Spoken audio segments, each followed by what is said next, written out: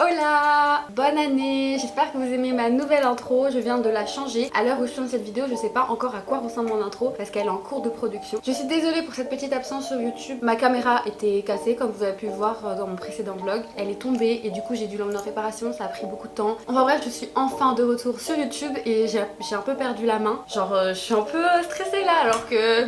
On se retrouve pour une vidéo qui va parler de l'hyperphagie, mon parcours avec l'hyperphagie. J'ai eu envie de faire cette vidéo quand sur Instagram j'ai dit que j'avais eu une TCA, donc l'hyperphagie, et que plein de gens m'ont dit qu'ils savaient pas que ça existait et qu'ils en souffraient. Voilà, tout simplement. Du coup je me suis dit ah, faudrait trop que j'en parle. Faut savoir que mon cas est vraiment assez spécial parce que je me suis soignée de l'hyperphagie toute seule. En fait vous allez voir, plein de facteurs se sont réunis d'un coup et m'ont aidé à me soigner de la maladie. Je ne veux pas que cette vidéo soit mal interprétée. Non, les TCA ne sont pas des maladies qui se soignent toutes seules. Ce n'est pas un manque de volonté. On a encore beaucoup de clichés sur ça. Par exemple, une personne obèse, on aura tendance à dire qu'il faut juste qu'elle arrête de manger, que ça va se soigner comme ça et qu'elle a juste à faire du sport. Mais non, c'est pas ça. Parfois c'est génétique et parfois c'est juste que la personne est malade et elle souffre et c'est dans la tête, ça se voit pas forcément. Et comme je l'ai déjà dit dans une autre vidéo, quand quelqu'un se casse un bras, ça se voit, on lui dit va te soigner, mais quand c'est dans la tête on voit pas et on a tendance à sous-estimer le truc. Donc non, mon cas n'est pas un cas qui arriverait à plein de personnes et j'en ai beaucoup parlé aussi avec ma psy parce que j'ai douté pendant un moment, est-ce que j'ai vraiment eu de l'hyperphagie, parce que encore une fois je me suis soignée seule. Du coup aujourd'hui ça fait 5 ans que je n'ai pas fait de crise et je vais vous parler de mon parcours, comment ça se fait que j'ai pu m'en débarrasser.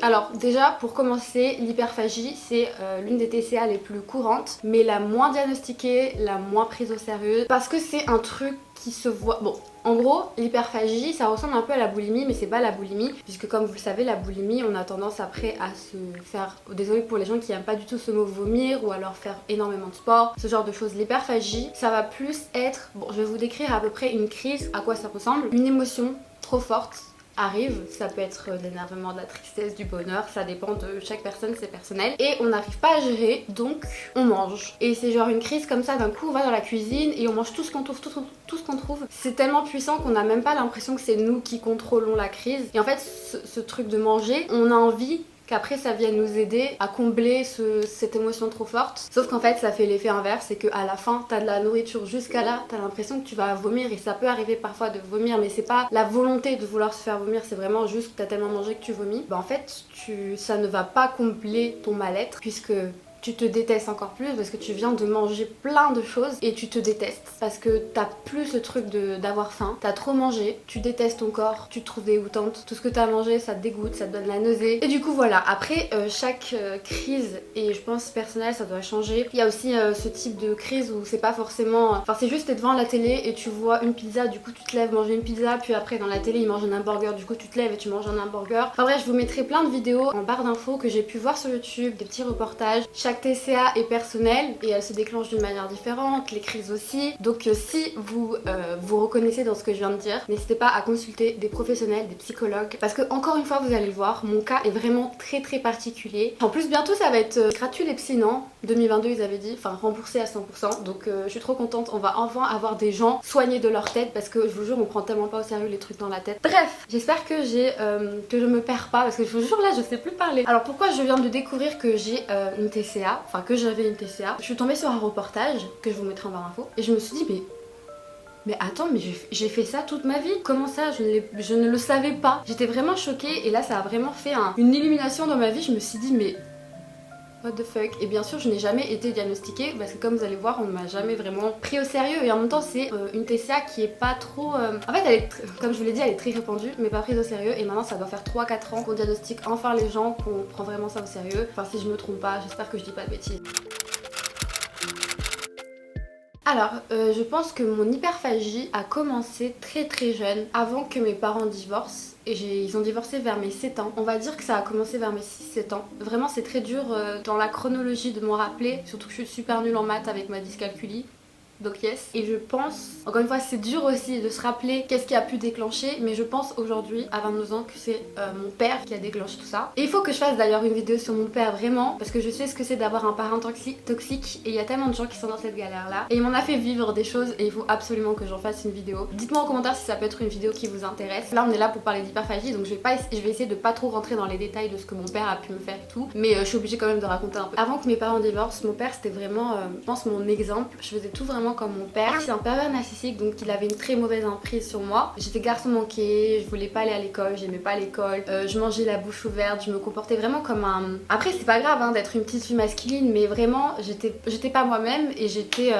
c'était mon père, c'était l'exemple quoi. Et comme c'est une personne très égoïste, je l'étais aussi. J'avais aussi énormément de difficultés à l'école, je ne suis pas scolaire et en plus j'avais une dyscalculie. Et ça aussi c'est un truc qui a pris du temps à être diagnostiqué auprès des orthophonistes. Dyscalculie c'est comme la dyslexie mais les mathématiques. J'ai aussi eu une dyslexie mais elle a été traitée très jeune par des orthophonistes. La preuve du coup que j'ai vu des orthophonistes mais qu'ils n'ont pas détecté dyscalculie mais dyslexie. Donc ma dyslexie on l'a traitée très jeune, mais dyscalculie on l'a découvert au lycée, donc c'était déjà trop tard. Je me souviens qu'à l'école c'était très dur pour moi, on m'a fait redoubler le CE1 parce que j'étais nulle en maths et mes camarades se moquaient un peu de moi par rapport à ça, ma maîtresse aussi. Et en plus à la maison ça allait pas très bien avec mon père parce que même si moi je l'aimais beaucoup parce que là j'avais pas compris qu'il était un peu bizarre, il avait quand même une emprise sur moi et j'étais un peu... je faisais tout ce qu'il faisait en fait. C'est là que ont commencé les crises et bien sûr je n'ai pas été prise au sérieux de la part de mes parents, ils pensaient juste que j'étais une petite fille gourmande. Quand on est jeune, on n'a pas ce truc de savoir ce qui est gênant et ce qui est pas gênant. Donc ça m'arrivait de faire certaines crises devant eux. Vous voyez les enfants, je me promenais par exemple aussi en culotte, tu vois. On n'a pas encore ce truc de se dire ouais qu'est-ce qui est gênant, qu'est-ce qui est pas gênant. Maintenant la nouvelle génération, j'ai remarqué qu'on apprend très vite aux enfants oui c'est ton corps, personne doit le toucher. Ma génération à moi et encore avant, on n'apprenait pas ça aux enfants. Et du coup moi j'avais pas cette notion de gêne et j'ai commencé à faire mes crises. Et mes parents ont remarqué. Donc la solution c'était quoi? Un cadenas sur le frigo. On avait un frigo avec un trou. Maintenant ça se fait plus hein. Avec une serrure et une clé. Du coup ma mère fermait le frigo quand elle allait dormir parce que du coup je faisais les crises même devant eux, donc quand ils sont pas là il faut fermer, comme ça ils sont sûrs que je fais pas ce genre de choses. Parce que j'allais vraiment dans le frigo, dans les armoires et je mangeais tout.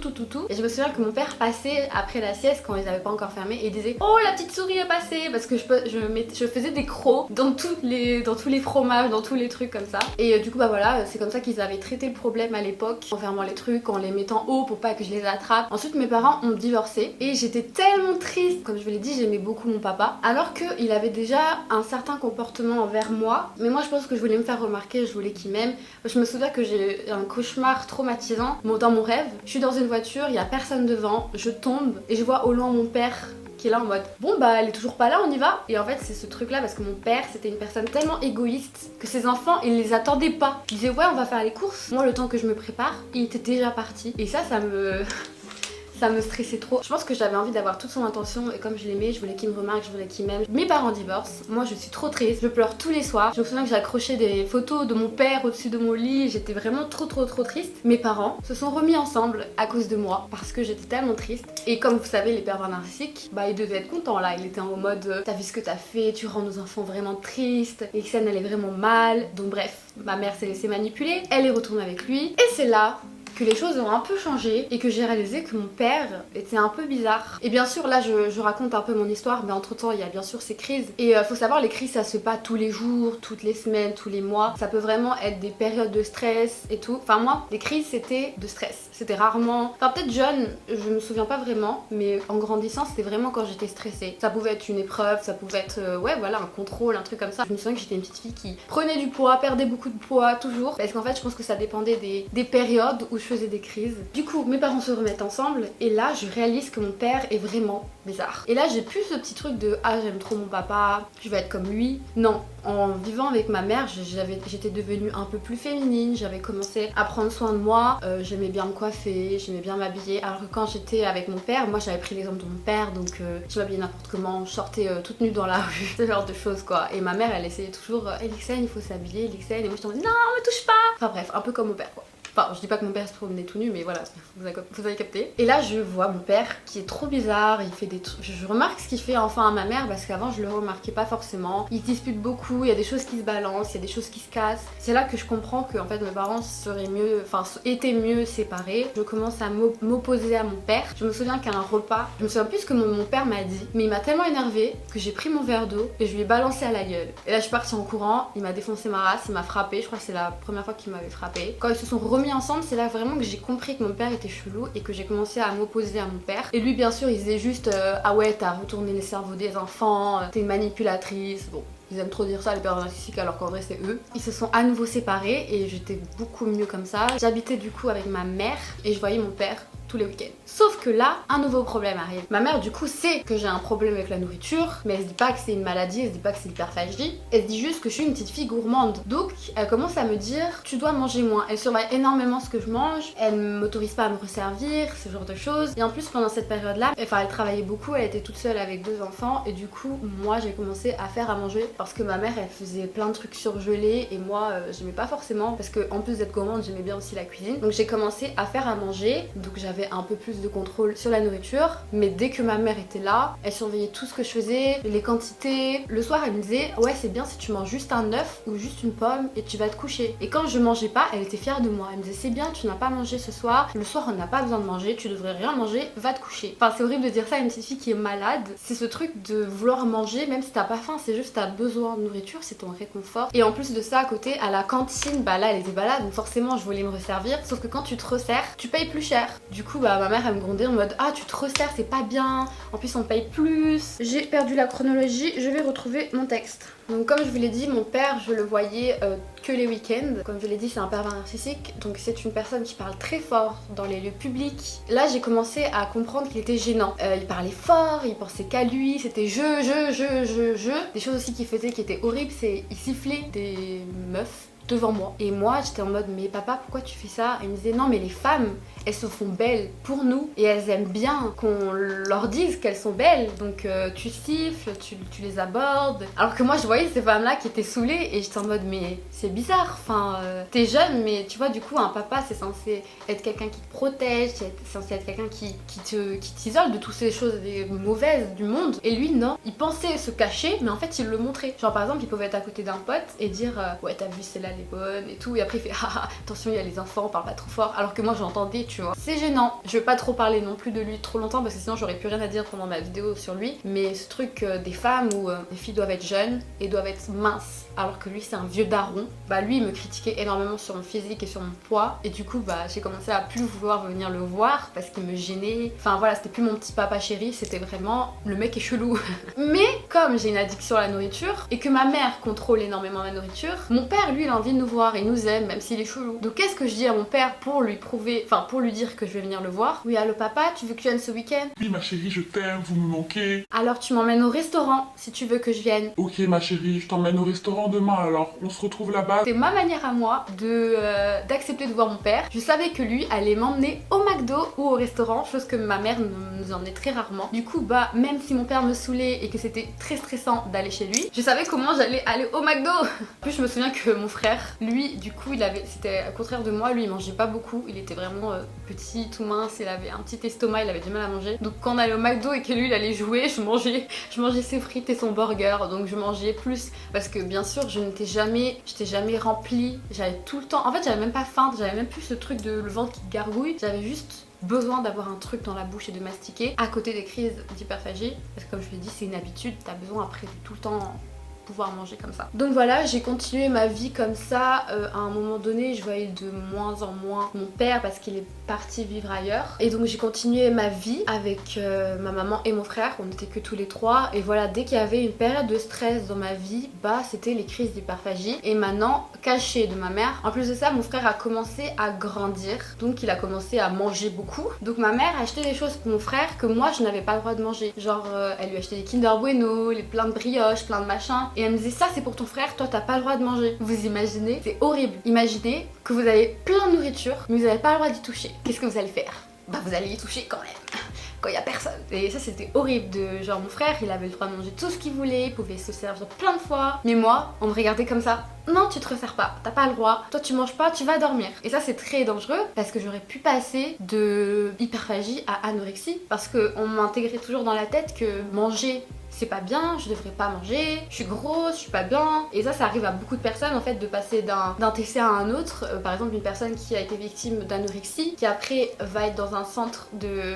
comment dire, enfin bref, vous voyez, elle va voir des professionnels et les professionnels ils vont lui dire quoi? Faut manger, faut manger, faut manger. Et si c'est pas bien expliqué, si c'est pas bien dit, bah la personne peut passer de anorexie à boulimie ou d'anorexie à hyperphagie, d'anorexie à obésité, plein de trucs. Enfin, je viens de me souvenir d'un truc. Je viens de me souvenir d'un truc. Comme je vous l'ai dit, je suis quelqu'un de très carré, très sérieuse et je n'aimais pas voir mon père parce que je sais que lui n'était pas comme ça. Je sais pas si je suis devenue comme ça parce que mon père est comme ça, mais comme je vous l'ai dit, c'était quelqu'un qui parlait fort, qui était insupportable en société parce que c'est toujours je, c'est égoïste. C'est mes besoins et c'est pas les besoins des autres. Mais même le besoin de ses enfants, il le comprenait pas, genre c'est fou. Je me souviens qu'un jour, il m'a emmené en retard à l'école alors que j'aurais pu être à l'heure. Mais on est arrivé en retard, pourquoi? Parce que monsieur s'est arrêté pour fumer une cigarette, boire son café et manger son croissant. Bah oui, c'est super important ça. Alors qu'il y a tes enfants derrière. Et moi, ça m'avait mis en larmes parce que déjà qu'à l'école j'ai du mal, mais en plus moi je suis quelqu'un de très carré. Moi je n'aime pas être pas dans... Enfin j'aime être carré, j'aime être sage. Et arriver en retard, c'était... Mais après j'ai commencé à ne plus voir mon père, donc en plus j'avais plus envie de le voir. À chaque fois que je le voyais c'était des énormes disputes et ma mère venait me chercher au final. Un pervers narcissique c'est une personne qui a vraiment qui est très narcissique, et la personne qui l'accompagne, que ce soit son amoureux, son ami, ses enfants, la personne doit être vraiment parfaite à ses yeux pour pouvoir être à ses côtés. Si t'as pas ces critères, tu ne vaux rien. Et moi je savais que je ne valais rien et il voulait me transformer comme lui voulait que je sois. Enfin pour que je sois quelqu'un à ses yeux, il voulait me transformer, sauf que moi je me laissais pas faire. Et mon petit frère pas du tout, parce que mon petit frère il est parfait, mon petit frère il est mince, mon petit frère il est scolaire, mon petit frère il prend pas de poids, mon petit frère il ne parle pas, c'est l'enfant réussi. Comme vous voyez, du coup petit à petit je commence à plus voir mon père parce qu'on déménage, voilà, on va un peu partout. Mais à chaque fois que je vois mon père, ça se passe très mal. Avec ma mère, pareil, avec le problème d'addiction à la nourriture. Aujourd'hui ma mère je lui en veux pas du tout parce que c'est une personne qui a évolué. Je sais qu'elle regardera ma vidéo et après elle va s'excuser. Aujourd'hui quand je lui dis maman tu m'as fait ça, elle s'excuse, elle dit je suis désolée, j'ai pas remarqué. Enfin voilà, elle a évolué et il y a plein de parents qui ne sont pas comme ça malheureusement, qui n'évoluent pas et qui pensent que parce que ce qu'ils pensent eux c'est le truc ultime. Il y a beaucoup de vieux comme ça, c'est pour ça que j'ai du mal avec les vieux, les adultes, je ne les aime pas. Alors que ma mère je sais qu'elle est pas comme ça, elle s'est excusée, elle essaie de se rattraper, voilà. Et à l'époque elle ne voyait pas certaines choses et en plus j'étais une petite fille tellement... j'avais tellement de problèmes que ma mère elle pouvait pas régler tous les problèmes en fait. Surtout quand, oh my god, attendez, je viens de me souvenir d'un truc. Une fois, je suis allée chez le médecin, hôpital ou je sais plus, parce que j'avais tellement mangé de bonbons. Et ça, c'était une crise d'hyperphagie en plus, mais je m'étais gavée de bonbons. Et je me souviens que j'étais tombée malade de ouf. Une fois aussi, j'ai fait une crise tellement forte, enfin j'ai tellement mangé que j'en ai vomi. Et ma mère m'a crié dessus. Quand j'ai vu le truc, je suis désolée, hein, c'est dégoûtant. C'était des pâtes, mais genre une quantité, le sol. C'était comme ça les pâtes. Et en plus les pâtes elles étaient vertes parce que j'avais bu de l'eau à la menthe aussi. Et ma mère elle m'avait jeté un regard noir en mode mais t'es sérieuse? T'as mangé tout ça et en plus tu vomis. Voilà, donc en fait elle m'en voulait, elle me critiquait pour manger autant. Voilà, elle a pas capté et ça c'est triste.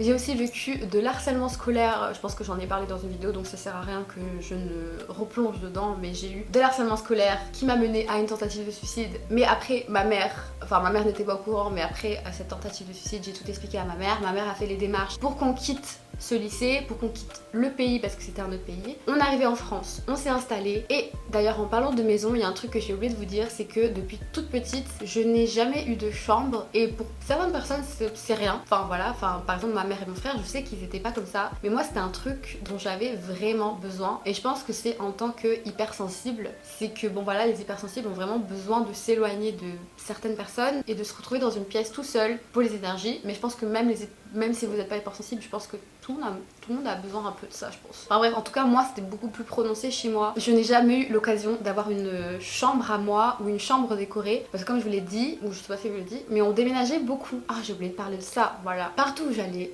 j'étais la petite nouvelle. On changeait tout dans maison, tout dans ville, tout dans pays, tout mon école. Et pour moi, c'était très stressant de devoir toujours quitter mes amis et de me refaire des nouveaux amis. Et il y a plein de gens qui me disent oh la chance, t'as voyagé partout, tu connais plein de cultures et tout. Je pense quand même que pour certains enfants, c'est très stressant de déménager. Ça dépend peut-être des enfants parce que je sais que moi, mon frère, ça l'a pas forcément saoulée. Enfin mon frère et ma mère se ressemblent un peu, ils ont un peu les mêmes sentiments, alors que moi j'étais toujours la meuf bizarre. Genre à chaque fois mon frère et ma mère ils me disaient en mode bah non nous on pense pas comme ça. Et du coup j'étais en mode j'étais un peu l'exclu du trio. Et voilà, moi c'était un truc stressant. Je voulais avoir ma chambre et je n'avais pas le droit d'acheter des choses parce que ma mère disait ça sert à rien, on va déménager. Donc parfois on se retrouve dans des appartements à moitié vides. J'ai la même chambre que mon frère où on dort tous les trois. Mais quand on a déménagé après ma petite Cécile et tout, ma mère a pris une maison avec une chambre chacun parce que là elle s'était dit on va rester parce que elle a rompu un contrat et du coup elle était obligée de rester en France et là elle pouvait plus bouger pendant un petit moment. Et là elle a dit bah on va acheter des choses vu que on va rester un moment quoi.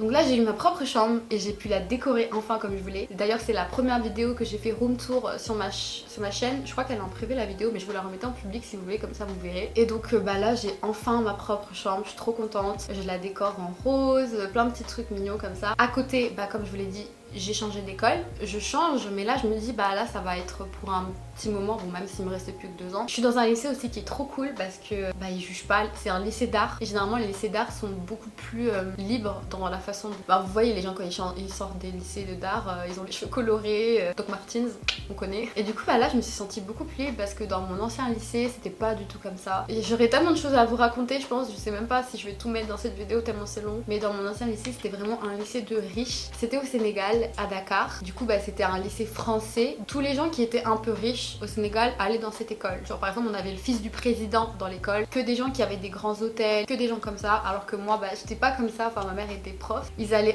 à l'école en chauffeur privé, ils avaient des maisons énormes avec des piscines. Ça c'était vraiment un très gros mal-être et en plus à côté j'étais harcelée. Je faisais tout pour que les gens ne viennent pas chez moi, pour pas que les gens sachent que j'habite dans une petite maison petite comme ça, tranquille, à moitié vide, avec des vieux meubles. En fait j'étais un peu comme tout le monde du coup dans mon nouveau lycée. Il n'y avait pas que des gens riches, on était tous normaux, enfin je pense. Et là aussi j'ai rencontré des vrais amis, je me suis liée avec des vraies amitiés. Amandine que vous connaissez très bien, c'est un peu un pilier de ma reprise de confiance en moi et tout. Donc il y a tout qui va en fait. Nouvelle maison, nouvelle chambre, enfin à moi un endroit où m'isoler, où fermer la porte à clé, me remettre de mes énergies. Un lycée avec des gens qui me jugent pas, des profs trop sympas, je peux enfin m'habiller comme je veux. Des vrais amis, surtout une amie, enfin même si je l'ai pas remarqué tout de suite, on devient pas meilleure amie du jour au lendemain avec quelqu'un genre coucou t'es ma meilleure amie. C'est au fil des années que je me suis rendu compte que Amandine c'était vraiment la personne faite pour moi. Je vais voir des professionnels mais pas pour l'hyperphagie bien sûr. Je vois une orthophoniste, ma mère essaye de me comprendre,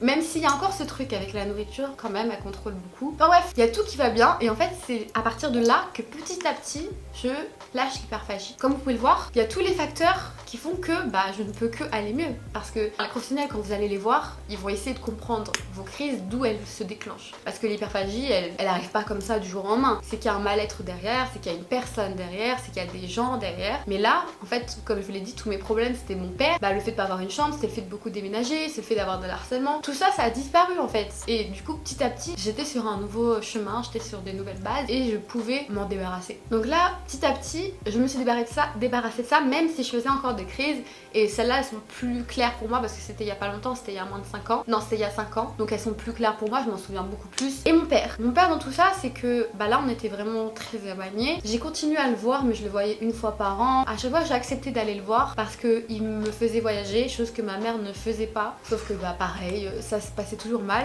Et là j'ai eu un espèce de déclic, c'est que j'ai commencé à me dire mais mon père je vais lui prouver qui je suis. Donc là j'ai commencé à faire du sport. Maintenant vous savez que ça fait 5 ans que je fais du sport, que je vais à la salle. Bon je vais à la salle, je vais de moins en moins. Mais j'ai commencé à faire du sport de ouf. J'allais à la salle 3 ou 4 fois par semaine. J'étais vraiment tellement à fond que je me souviens que des gens de ma classe sont allés aussi à la salle de sport parce que j'étais tellement motivante. En fait ça se voit, je pense que je me mets de plus en plus à la spiritualité. Et je pense que les énergies ça se transmet. Et enfin les gens ont dû sentir que autour de moi il y avait une aura de motivation, une aura de je peux le faire, une aura de ouais je vais m'en sortir. Que j'ai emmené les gens avec moi. Et voilà j'ai fait du sport de ouf, j'ai perdu au moins 10 kilos mais j'étais pas vraiment heureuse à cette période là et c'est là que je me suis débarrassée de mes crises. Pendant un moment je me suis dit ouais c'est juste de la volonté, sauf que maintenant je sais que c'est pas forcément que de la volonté, c'est juste que toutes les choses qui me faisaient du mal sont parties et du coup bah j'étais apte à ne plus faire de crise. Et du coup bah voilà, là c'était une manière de me venger de mon père, de lui prouver qui j'étais. Donc là j'ai continué en plus à côté à mes vidéos YouTube, ça marchait plutôt bien, j'avais une petite communauté. Ma mère bah elle continuait de contrôler beaucoup ma nourriture, mais là comme j'étais à fond dans le sport, bah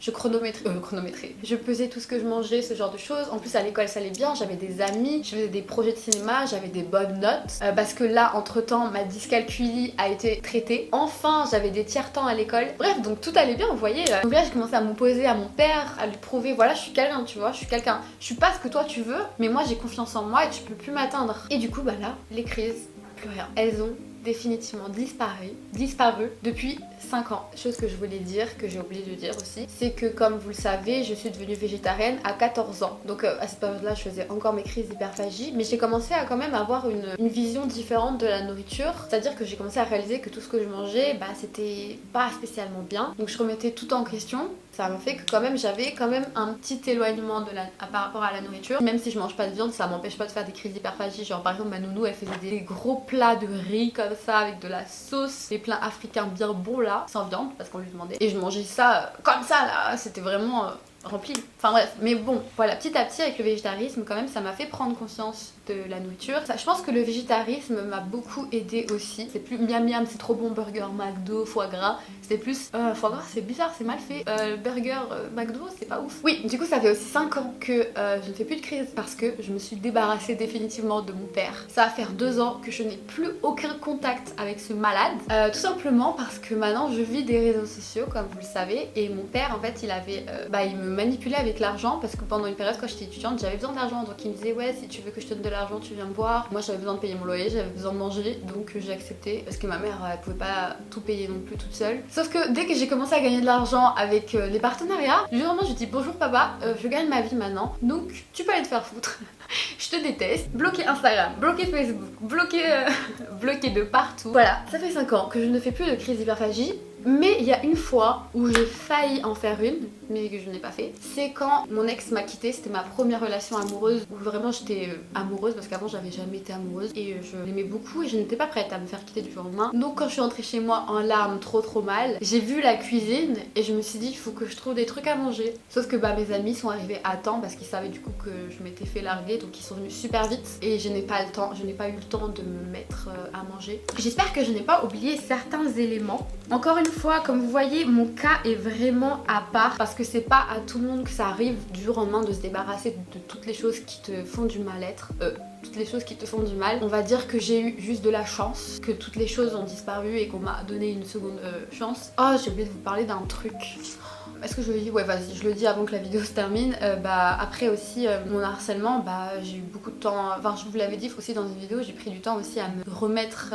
Je pense que c'est dans cette période-là où je continue encore à faire des crises. C'est dans la période où j'étais encore en réparation de mon harcèlement. J'ai eu des blessures d'humiliation, j'ai perdu la vue, je suis devenue myope du jour au lendemain. J'avais des règles très douloureuses. Donc là, je pouvais pas me débarrasser de l'hyperphagie du jour au lendemain. J'avais vraiment un corps cassé, une mentalité blessée. Et du coup, c'était pendant cette période-là que je faisais encore des crises dans cette période de réparation. Donc voilà, je pense que j'ai terminé.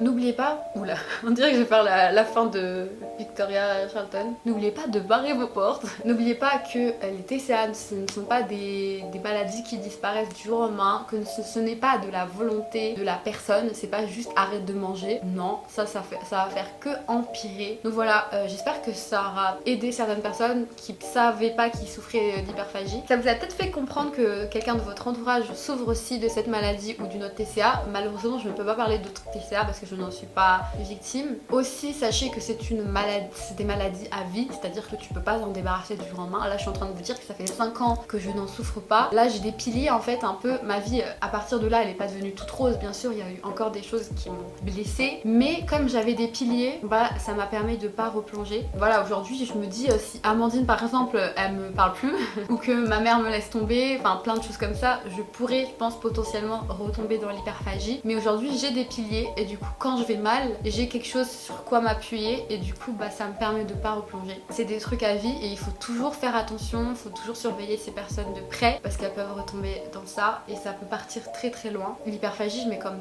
plein d'autres maladies mentales, faut les traiter, c'est... On est en 2022 là maintenant, on part sur des bonnes bases. Sachez que c'est pas parce qu'on voit pas ce qu'il y a dans la tête que ça n'existe pas. Enfin, il y a des choses dans la tête et il faut essayer de comprendre et arrêter de dire telle personne est comme ça, alors que vous connaissez pas la vie des gens. Vous voyez, moi, ça fait des années que je fais des vidéos et là vous êtes encore en train d'apprendre des choses sur moi. Un humain, ça vit des années et ça a envie des choses et on peut pas juger une personne comme ça, genre. Voilà, je pense que cette vidéo sera très longue. J'espère que vous avez fait votre meilleur make-up, votre meilleur ménage, votre meilleure vaisselle en regardant cette vidéo. C'est le genre de vidéo que j'aime bien écouter, moi, les vidéos où les gens parlent en faisant autre chose. Donc j'espère que vous avez pu profiter comme moi j'aime bien profiter. Voilà, n'hésitez pas à me suivre sur mes réseaux sociaux. Bisous, hasta pronto chicos. Besos.